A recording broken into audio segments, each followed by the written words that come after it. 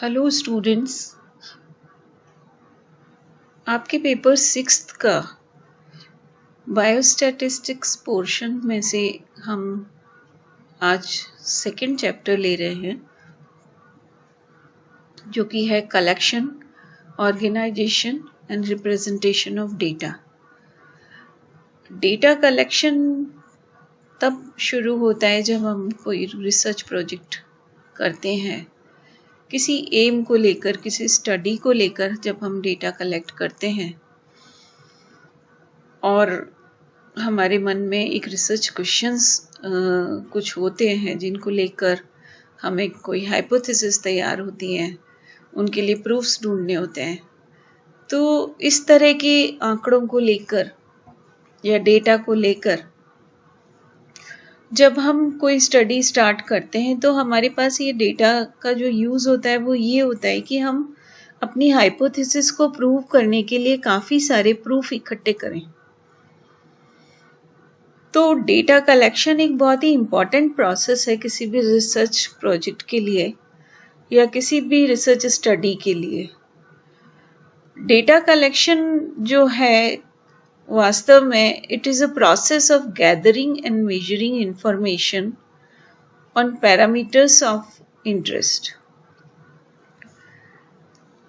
ये जो पार्ट है डेटा का, यानी इसका जो मतलब है वो ये है कि हम हमारे जो भी स्टडी के पैरामीटर्स हैं उसके बारे में हम जब इंफॉर्मेशन इकट्ठी करते हैं वो डेटा कलेक्शन में आता है। डेटा कलेक्शन हम बहुत सारे सब्जेक्ट्स में करते हैं। साइंस में तो होता ही है, बेसिक साइंसेस में, बिजनेस में करते हैं डेटा कलेक्शन, ह्यूमैनिटीज़ में करते हैं, सोशल साइंसेस में भी डेटा कलेक्शन की ज़रूरत पड़ती है। चाहे मेथड्स कितने भी अलग हों, सब्जेक्ट्स कितने भी बदल जाएं, लेकिन सबसे जो एक बेसिक क्वालिटी किसी डेटा की होनी चाहिए वो ये होनी चाहिए, it must be accurate and honest. Data must be reliable. Credible होना चाहिए, डेटा की विश्वसनीयता होनी चाहिए, वो डेटा फेक नहीं लगना चाहिए। तो ऐसा डेटा जब हम इकट्ठा करते हैं then it becomes very very important for our research project.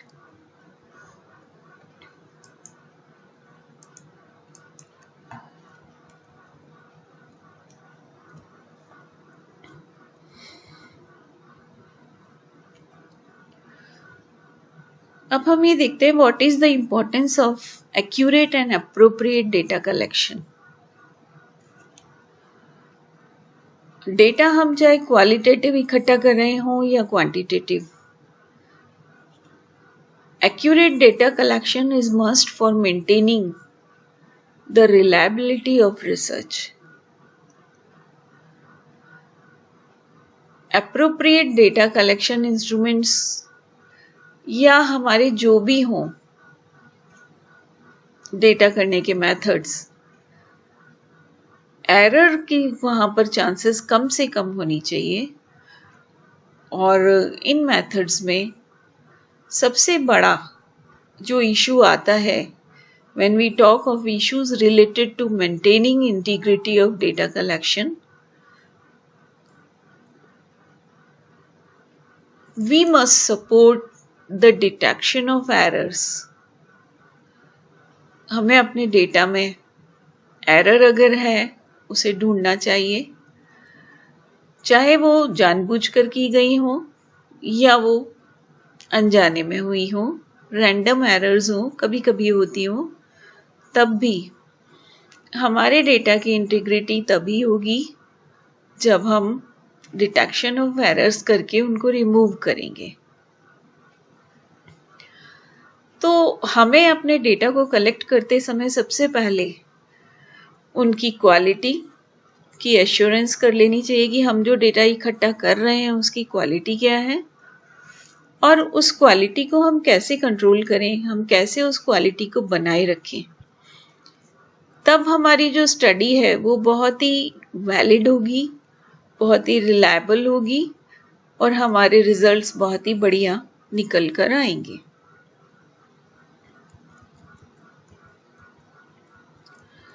अब बात करते हैं सबसे पहले हम क्वालिटी एश्योरेंस की। हम क्वालिटी को कैसे एश्योर करें कि हम अपने डेटा में क्वालिटी मेंटेन कर रहे हैं। तो सबसे बड़ा, जैसा कि पहले मैंने कहा था, पहला जो मेन फोकस हमारा होना चाहिए वो प्रिवेंशन ऑफ एरर्स। अगर हम एरर्स को प्रिवेंट करके चलेंगे और उनसे लर्न करेंगे तो हमारी जो प्रोजेक्ट की कॉस्ट है उसमें भी काफ़ी फर्क पड़ जाएगा। अगर हम बार बार एरेनियस डेटा, एरर वाले डेटा इकट्ठा करते रहेंगे तो हमारे प्रोजेक्ट की कॉस्ट बहुत बढ़ जाएगी, क्योंकि हमें उसको फिर से रिपीट करना पड़ेगा। दूसरा जो इम्पोर्टेंट क्वालिटी एश्योरेंस के लिए चीज़ होती है वो है कि हम अपना एक प्रोटोकॉल बना लें और उसका स्टैंडर्डाइजेशन कर लें, ताकि हम एक डेफिनेट मेथड के आगे उसको फॉलो करते हुए चलें। हमारे पास एक मैनुअल तैयार हो, एक गाइड तैयार हो कि हमें अपना डेटा इस मेथड के अनुसार इकट्ठा करना है। तीसरी इम्पॉर्टेंट चीज़ है क्वालिटी एश्योरेंस के लिए कि हमारे पास जो भी हमारा सपोर्टिंग स्टाफ है या जो भी लोग हमारे साथ काम करेंगे, उनको हम बहुत ही ढंग से एक प्लान्ड वे में ट्रेंड करें अपने काम को करने के लिए। तो उसके लिए भी हमारे पास एक डिटेल्ड प्लान होना चाहिए जो कि बहुत ही सॉलिड होना चाहिए। अगली इम्पॉर्टेंट चीज़ होती है क्वालिटी को एश्योर करने के लिए डेटा में, वो होती है हम अपने स्टाफ को ये सिखाएं कि एक्यूरेट डेटा कलेक्शन की इम्पोर्टेंस क्या होती है, उसका मूल्य क्या होता है। कभी कभी ऐसा होता है कि काम करते करते अननोइंगली भी जो स्टाफ है, जो फील्ड वर्क कर रहे हैं, वो अपने प्रोटोकॉल से भटक जाते हैं थोड़ा सा। इस फिनोमिना को हम यूजुअली ड्रिफ्ट के नाम से जानते हैं। तो ये जो है वो हमारी खास करके ड्रिफ्ट जो है प्रिवेंट होनी चाहिए। इसके अलावा जब ये सारा डेटा इकट्ठा हो रहा है उस समय हमें अपने मेथड्स पर ध्यान देना चाहिए। चाहे हम इंटरव्यू करके मेथड्स इकट्ठे कर रहे हो, चाहे हम फील्ड स्टडी ले रहे हो, चाहे हम ओरली इकट्ठा कर रहे हो डेटा, चाहे हम रिसर्च कर रहे हो डेटा इकट्ठा करने के लिए, तो हमारी ऑब्जर्वेशन, हमारी वॉच हमेशा रहनी चाहिए इन सब चीज़ों के लिए। हम किसी भी इनमें से किसी भी चीज़ को जनरलाइज नहीं कर सकते, क्योंकि हर रिसर्च प्रोटोकॉल के अपने अपने तरीके से क्वालिटी एश्योरेंस के मेथड्स होते हैं। हर प्रोजेक्ट अपने आप में अलग होता है, तो कोई स्टैंडर्ड प्रोटोकॉल इनके लिए बनाया नहीं जा सकता, लेकिन उस पर्टिकुलर प्रोजेक्ट के लिए स्टैंडर्ड प्रोटोकॉल बनाना बहुत ही बढ़िया बात निकल कर आती है। फिर बात करेंगे हम क्वालिटी कंट्रोल की। हम अपने डेटा की क्वालिटी को कैसे कंट्रोल करें।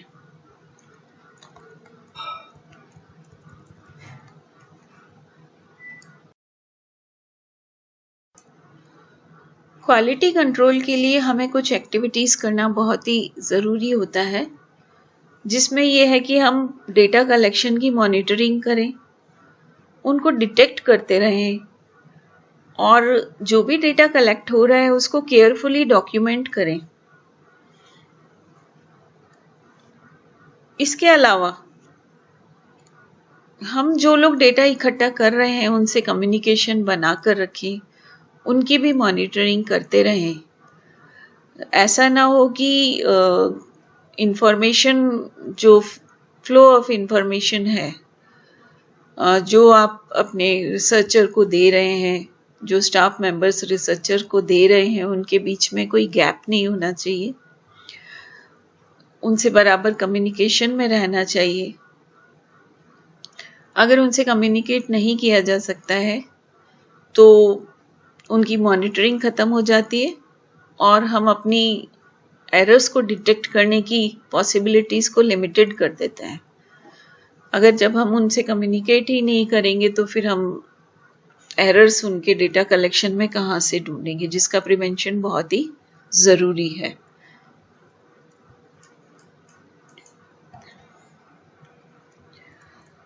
इसके अलावा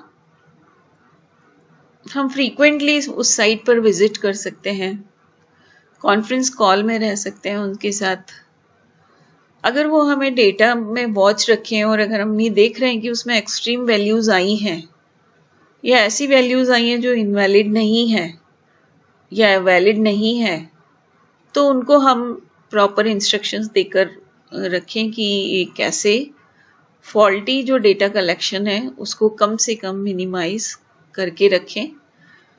और हमें ये भी ध्यान रखना पड़ेगा इसमें कि हम जो डेटा कलेक्शन को लिख रहे हैं वो बहुत वेगली नहीं लिखना चाहिए, और उसमें जो एक बार गलती लिखने में हो गई है उसको हमें रिपीट नहीं करना है। हमें बराबर फीडबैक लेते रहना है और हमें एजुकेट करते रहना है जो डेटा कलेक्शन हो रहा है उन लोगों को, तभी हम अपनी क्वालिटी को कंट्रोल कर पाएंगे।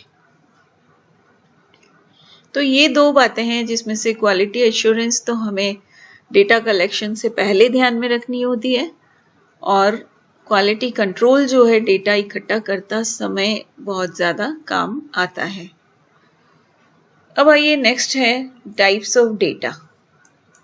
डेटा कितनी तरह के हो सकते हैं? टाइप्स ऑफ डेटा में अगर हम देखें तो डेटा दो तरह के होते हैं, primary data and secondary data.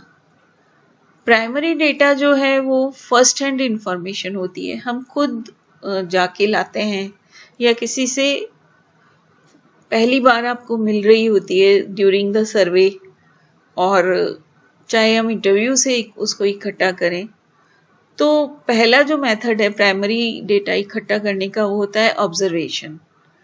Observation चाहे पर्सनल इन्वेस्टिगेशन से हो या हमने कुछ लोगों को हायर किया है डेटा इकट्ठा करने के लिए, वो अगर क्वेश्चनेयर भरवा रहे हो किसी से, खुद क्वेश्चनेयर भर रहे हैं, तो इस तरह की जो ऑब्जर्वेशन मेथड है वो फर्स्ट हैंड इंफॉर्मेशन होती है। दूसरा, हम एक क्वेश्चनेयर तैयार करते हैं जो उन लोगों को भरने के लिए देते हैं। क्वेश्चनेयर में जनरली वैसे तो हमें बहुत क्विकली जवाब मिल जाता है अपनी प्रॉब्लम्स का, और लेकिन इसमें जो एरर है वो थोड़ा सा इसलिए हो सकती है कि ये बेस्ड होते हैं उस पर्टिकुलर जिस इंसान को अपन ने क्वेश्चनेयर दी है उसके ऊपर बेस्ड है। तो ये जो कलेक्शन है क्वेश्चनेयर का वो थोड़ा हमें डेटा का रफ एस्टिमेट देता है, बहुत ही करेक्ट एस्टिमेट नहीं दे सकता। तीसरा मेथड होता है इंटरव्यू मेथड, कि आप बात करें और जानें कि किस तरह से जो डेटा आपको चाहिए वो आप दे सकते हो। फ़ोन से भी आप डेटा अपना इकट्ठा कर सकते हैं इंफॉर्मेशन को, और जनरली ऐसा होता है कि क्विक होता है फ़ोन से डेटा इंफॉर्मेशन, और अक्सर हमें एक्यूरेट इंफॉर्मेशन भी मिल जाती है क्योंकि हम न तो सामने वाले का समय बर्बाद करते हैं न खुद का, और हमारी बात भी टू द पॉइंट शॉर्ट में हो जाती है। तो इस तरह के ये मेथड्स होते हैं जिसमें हमें फर्स्ट हैंड इंफॉर्मेशन मिलती है। उसके बाद डेटा का दूसरा टाइप होता है सेकेंडरी डेटा। सेकेंडरी डेटा जो है वो हम जनरली किस ऑफिशियली अगर हम इसको इकट्ठा कर रहे हैं तो हम बहुत सारी रिपोर्ट्स ले सकते हैं मिनिस्ट्रीज़ की, जिसमें एग्रीकल्चर मिनिस्ट्री है, फूड मिनिस्ट्री है, एनवायरनमेंट मिनिस्ट्री है, स्टैटिस्टिकल डिवीज़न है, जिन्होंने पहले से डेटा इकट्ठा करके रखा हुआ है, उनकी रिपोर्ट्स हैं, उनके स्टैटिस्टिकल बुकलेट्स हैं। तो ये ऑफिशियल डेटा भी सेकेंडरी डेटा माना जाता है। इसके अलावा सेमी ऑफिशियल डेटा जो होता है वो बहुत सारे बोर्ड्स हैं, इंक्वायरीज हैं, जजमेंट्स हैं, उनको अगर हम पढ़ते हैं, चैम्बर ऑफ कॉमर्स हैं, ट्रेड एसोसिएशन के पब्लिकेशंस हैं, इनके द्वारा हमें प्राप्त होता है। तीसरी इंफॉर्मेशन हमें जर्नल्स से और न्यूज़पेपर्स से भी मिल सकती है। और कुछ यूनिवर्सिटीज से और रिसर्च ऑर्गेनाइजेशन से भी हमें डेटा मिलता है। तो ये जो सारा डेटा है जो हम पहले से खोज की हुई है, इकट्ठा है लेकिन रॉ फॉर्म में है, उसका कुछ हुआ नहीं है उस डेटा का, तो हम उस डेटा को अपने सपोर्ट के लिए, अपने प्राइमरी डेटा के सपोर्ट के लिए भी यूज करते हैं।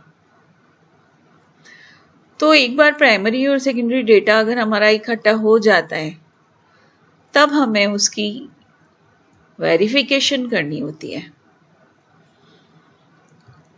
अपने डेटा को हमें वेरीफाई करना इसलिए ज़रूरी है क्योंकि उसकी क्वालिटी हमें वेरीफाई करनी होती है। हम उस डेटा को चेक करें कि जो हमने डेटा इकट्ठा किया है वो क्या रिजल्ट किस ट्रेंड पे जा रहा है, कितनी इंफॉर्मेशंस ऐसी हैं जो कॉमनली निकल कर आई हैं, कितनी इंफॉर्मेशंस ऐसी हैं जो अनकॉमन है। इस तरह का थोड़ा सा ट्रेंड हमें उसको चेक करना पड़ता है, उसको वेरीफाई करना पड़ता है। उसके एक्सट्रीम्स को चेक करें, जो भी रिजल्ट आए हैं उसमें एक्सट्रीम्स को भी देखना पड़ता है डेटा में कि सबसे लोअर पॉइंट क्या है और हायर पॉइंट क्या है। इसमें हमें 2 पॉइंट्स जो हैं वो बहुत ही मजबूती से निकल कर आते हैं। डेटा कलेक्शन के समय हम क्रॉस चेक करें, और जब भी हम ऑब्जर्वेशन ले रहे हैं उस समय हम बहुत ध्यान से देखें कि जो हमारा डेटा है वो कंप्लीट डेटा है या इनकम्प्लीट है। तो ये एक तरह की चेकिंग, हमारी क्रॉस चेकिंग डेटा की होना बहुत ही ज़रूरी होता है। सभी डेटा की क्वालिटी जो है हमें 2 तरीकों से एक बार वेरीफाई करके देखनी चाहिए कि हर एक इंडिविजुअल पैरामीटर जो हम चेक कर रहे हैं, इंडिविजुअल फैक्टर जो हम चेक कर रहे हैं, उसकी ऑब्जर्वेशन हमने क्या ली है और उस इंडिविजुअल ऑब्जर्वेशन का पूरे डेटा सेट से क्या रिलेशन है, किस तरह का वो निकल कर आ रहा है। तो इस तरह से हमारे पास एक बार अच्छा डेटा इकट्ठा हो गया, उसके बाद हम आते हैं इसके ऑर्गेनाइजेशन पे। तो सवाल ये उठता है कि ऑर्गेनाइजेशन क्यों ज़रूरी है। ऑर्गेनाइजेशन ऑफ डेटा इसलिए ज़रूरी है कि जब भी हम डेटा को देखेंगे, मान लीजिए एक बहुत लंबी चौड़ी टेबल हमने रॉ डेटा के रूप में इकट्ठी कर ली है, तो हम उसमें से कुछ समझ नहीं पाएंगे। उन आंकड़ों से हम उससे कोई सेंस नहीं निकाल पाएंगे और ना हम उसमें से कोई कंक्लूजन निकाल पाएंगे। तो हमें सबसे पहले इसको क्या करना होता है, ऑर्गेनाइज करना होता है। और ऐसा हम ज़्यादातर डिस्क्रिप्टिव स्टैटिस्टिक्स में करते हैं। तो ऑर्गेनाइजेशन करते हैं, क्लासिफाई करेंगे हम अपने डेटा को, और उसके बाद ग्राफिक प्रेजेंटेशन भी करते हैं डेटा का। तो जब भी organization and presentation of data होता है तो हमें सबसे पहले ये देखना होता है कि हमारा डेटा डिस्क्रीट है या कंटिन्यूअस है, यानी सतत है या असतत है। ज़्यादातर जो मेजरिंग जहाँ पर होती है, जहाँ पर मेजरमेंट होते हैं, वहाँ पर जनरली डेटा डिस्क्रीट होता है। फिर हम उसमें ये भी देख सकते हैं कि फ्रीक्वेंसी कितनी है उस डेटा की। तो इस तरह से हम जो है अपने डेटा को कई तरीकों से क्लासिफाई करते हैं।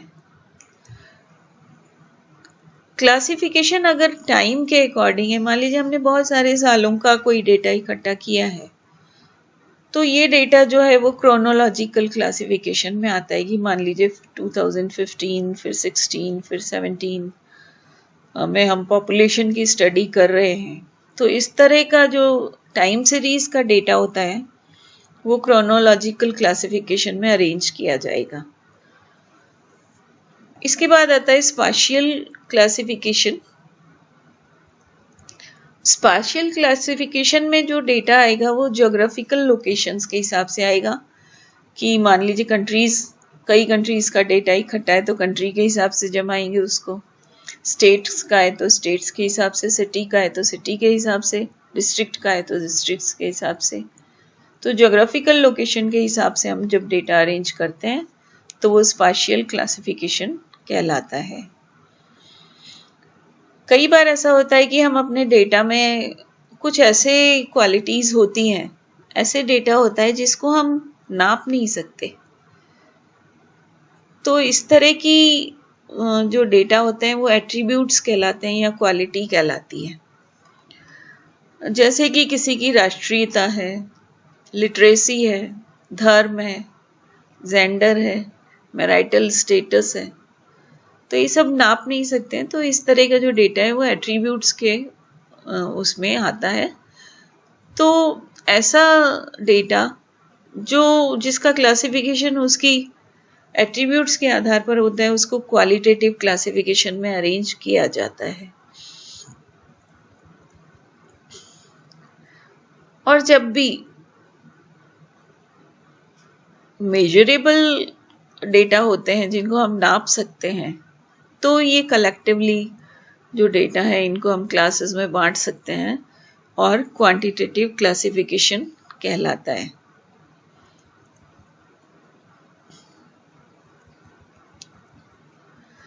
जैसे कि आप इसमें ये देख रहे हैं कि किसी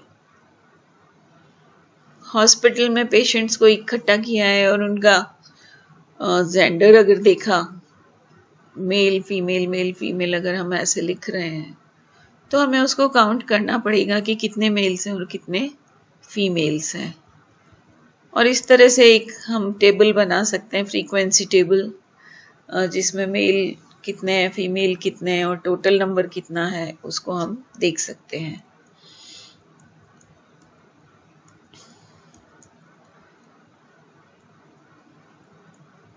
इसी तरह जो ऑर्डिनल डेटा होते हैं उसमें भी हम ये देख रहे हैं कि हमने स्केलिंग कर दी।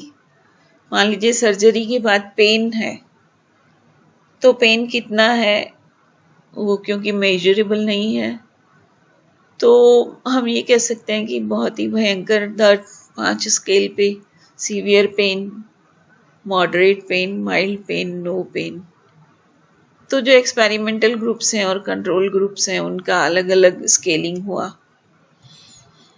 फिर ये जो डेटा इकट्ठा हुआ उसको हमने टेबल के फॉर्म में जब अरेंज किया पेन की इंटेंसिटी के हिसाब से तो फ्रीक्वेंसी ऐसी निकल कर आई। ये पेन की इंटेंसिटी है, इधर एक्सपेरिमेंटल ग्रुप है और इधर कंट्रोल ग्रुप से। तो जब भी हम ग्राफ के फॉर्म में डेटा को अपने प्रेजेंट करते हैं तो जैसा हमने देखा था कि मेल और फीमेल का डेटा अगर हम इकट्ठा कर रहे हैं तो 2 बार्स हमारे सामने ग्राफ में आती हैं। वाई एक्सिस पर हम ऑर्डिनेट्स लेते हैं, एक्स एक्सिस पर एप्सिका लेते हैं। अब इसमें हमें ये देखना है क्योंकि ये डिस्क्रीट है तो दोनों बार एक दूसरे को टच नहीं करना चाहिए, दोनों एक दूसरे से अलग अलग होना चाहिए। अगर हम इसको टच कर देते हैं तो इसका मतलब है कि डेटा हमारा सतत है या कंटिन्यूअस डेटा है।